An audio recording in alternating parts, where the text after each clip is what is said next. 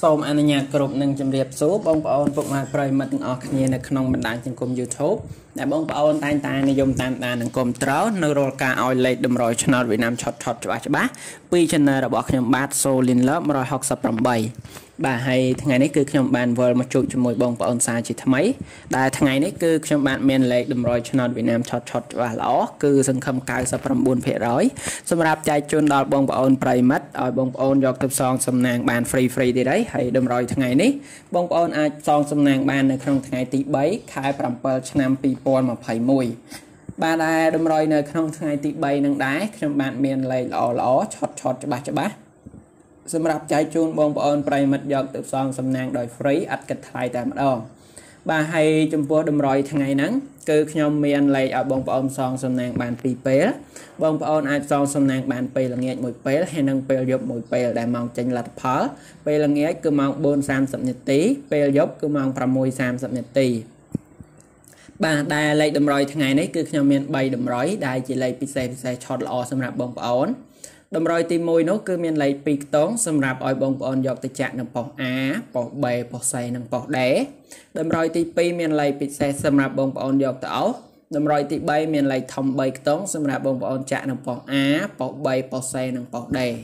បាទអញ្ចឹងចំពោះលេខទាំង3តម្រុយហ្នឹងគឺជាលេខដែលល្អឆត់ច្បាស់ជាលេខដែលសង្ឃឹមខ្ពស់តែម្ដងអញ្ចឹងហើយសម្រាប់បងប្អូនដែលពេញចិត្តគឺបងប្អូនយកប៊ិចនិងសភៅមកដើម្បីចាំកត់តម្រុយទាំងអស់គ្នាជាមួយខ្ញុំដែលខ្ញុំនឹងឲ្យបងប្អូននៅពេលបន្តិចទៀតនេះបាទហើយសម្រាប់បងប្អូនដែលពេញចិត្តសូមជួយចុចរូបមេដៃឡើងលើឲ្យខ្ញុំម្នាក់មួយផងដើម្បីជាកម្លាំងចិត្តក្នុងការធ្វើលេខបន្តឲ្យបងប្អូនហើយបើសិនជាបងប្អូនចង់ទទួលបានរកការឲ្យលេខតម្រុយថ្មីពី Channel របស់ខ្ញុំសូមបងប្អូនចុច Subscribe ដាក់សញ្ញាកណ្ដឹងម្នាក់មួយដើម្បីទទួលបានរកការឲ្យតម្រុយថ្មីពី Channel របស់ខ្ញុំបាទបាទហើយបងប្អូនកុំភ្លេច comment ពាក្យហេង168ក្រោមវីដេអូម្នាក់មួយដើម្បីយកលៀបយកជ័យយកហេងយកសំណាងព្រោះលេខ168គឺជាលេខនាំសំណាងដល់បងប្អូនទាំងអស់គ្នាបាទឥឡូវនេះដែរមុននឹងខ្ញុំចែកតម្រុយឲ្យបងប្អូននៅថ្ងៃទី3ហ្នឹងគឺខ្ញុំសូមទៅមើលលទ្ធផលឆ្នោតវៀតណាមដែលចេញនៅថ្ងៃទី2ជាមុនសិនបាទចង់ដឹងថាថ្ងៃទី2លទ្ធផលឆ្នោតវៀតណាមចេញប៉ុន្មានខ្លះសូមបងប្អូនមកមើលជាមួយខ្ញុំទាំងអស់គ្នាអូខេនេះគឺជាលទ្ធផលឆ្នោតវៀតណាមចេញនៅថ្ងៃទី2ខែ7ឆ្នាំ2021សម្រាប់លទ្ធផលនេះគឺនៅពេលល្ងាចនៅម៉ោង 4:30 នាទីសម្រាប់លេខ2ខ្ទង់ប៉ុស A នោះគឺចេញលេខ04លេខ3ខ្ទង់គឺចេញ028ចំពោះប៉ុស B លេខ2ខ្ទង់ចេញ65លេខ3ខ្ទង់ចេញ068ចំពោះប៉ុស C លេខ2ខ្ទង់ចេញ68លេខ3ខ្ទង់ចេញ650ហើយនឹងប៉ុសដែរលេខ2ខ្ទង់ចេញ68លេខ3ខ្ទង់ចេញ506បាទអញ្ចឹងលទ្ធផលពេលល្ងាចថ្ងៃទី2នៅម៉ោង 4:30 នាទីគឺចេញប៉ុណ្នេះបាទអញ្ចឹងហើយនៅថ្ងៃទី2ហ្នឹងខ្ញុំសង្ឃឹមថាបងប្អូនប្រិយមិត្តបានផ្សងសំណាងត្រូវបានច្រើនគ្រប់គ្នាអូខេឥឡូវជាបន្តមកទៀតហ្នឹងសូមបងប្អូនទាំងអស់គ្នាមកជួបការឲ្យតម្រុយជាមួយខ្ញុំនៅថ្ងៃទី3ទាំងអស់គ្នាតែម្ដងទៅដើម្បីកុំឲ្យខាត់ពេលយូរបាទអញ្ចឹងតម្រុយនៅក្នុងថ្ងៃទី3ខែ7ឆ្នាំ2021ដែលខ្ញុំឲ្យបងប្អូនយកទៅផ្សងសំណាងពេលល្ងាចម៉ោង 4:30 នាទីហើយនិងពេលយប់ម៉ោង 6:30 នាទីគឺខ្ញុំមាន3តម្រុយជាលេខឆត់ច្បាស់ល្អសម្រាប់បងប្អូនលេខបាន2ពេលបងប្អូនអាចលេងបានពេលល្ងាចម៉ោង 4:30 នាទីនិងពេលយប់ម៉ោង 6:30 នាទីហ្នឹងគឺខ្ញុំមាន3តម្រុយបាទតម្រុយទី1គឺមានលេខ2ខ្ទង់សម្រាប់បងប្អូនចាក់ប៉ុស A B C Dតម្រុយទី2ខ្ញុំមានលេខពិសេសឲ្យបងប្អូនអោសតម្រុយទី3ខ្ញុំមានលេខធំ3ខ្ទង់ឲ្យបងប្អូនចាក់នៅប៉ុស A B C D អូខេអញ្ចឹងឥឡូវនេះដើម្បីកុំឲ្យខាត់ពេលយូរបងប្អូនយកប៊ិចនិងសភៅមកកត់តម្រុយបាទតម្រុយទី1គឺជាលេខ2ខ្ទង់ខ្ញុំឲ្យបងប្អូនយកទៅចាក់ប៉ុស A B C D ថ្ងៃនេះគឺមាន57លេខជាបន្តគឺមាន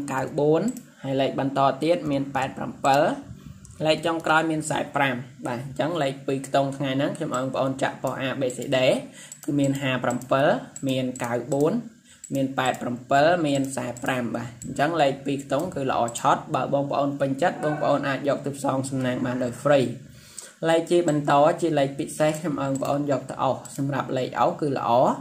នៅក្នុងថ្ងៃនេះលេខអោសខ្ញុំឲ្យបងប្អូនអោសខ្ទង់30អោសបន្តខ្ញុំឲ្យបងប្អូនអោសខ្ទង់70អោសបាទចំពោះលេខអោសថ្ងៃនេះមានខ្ទង់30ហើយនិងខ្ទង់70 chẳng xâm rạp lệ ổ này cứ lõ bà bông bà ôn bình chất bông bà ôn ai dọc tàu bàn bởi free bà hay trong cái cứ chỉ lấy thông bay cái tống trong ơn bà ôn chặn được bỏ A B C D xâm rạp lệ thống nơi trong ngày này cứ lõ hay ngày nắng cứ trong ơn bà ôn lấy 500 học quỳ bàn chấn đâm rồi nơi trong ngày tỷ 7 khai 7 năm 2021 ដែលខ្ញុំឲ្យបងប្អូនយកទឹកសងសំណាងនៅពេលល្ងាចម៉ោង 4:30 នាទីហើយនៅពេលយប់ម៉ោង 6:30 នាទីគឺខ្ញុំមាន3តម្រុយហ្នឹងដែលជាលេខឆតច្បាស់ល្អសម្រាប់បងប្អូនយកទៅលេងបានដោយ free អត់កាត់ថ្លៃបាទអញ្ចឹងសម្រាប់លេខតម្រុយគឺខ្ញុំមានប៉ុណ្ណឹងសង្ឃឹមថាបងប្អូននឹងពេញចិត្តទាំងអស់គ្នាហើយខ្ញុំសូមជូនពរឲ្យបងប្អូនប្រិយមិត្តហែងជូនពរបងប្អូនយកតម្រុយពីខ្ញុំទៅផ្សងសំណាងថ្ងៃនេះត្រូវបានច្រើនទាំងអស់គ្នាហើយខ្ញុំសូមជម្រាបលាបងប្អូនប្រិយមិត្តប៉ុណ្ណឹងជួយជាមួយការឲ្យលេខតម្រុយឆ្នោតវៀតណាមឆតជាមួយខ្ញុំនៅក្នុងថ្ងៃស្អែកជាបន្តទៀត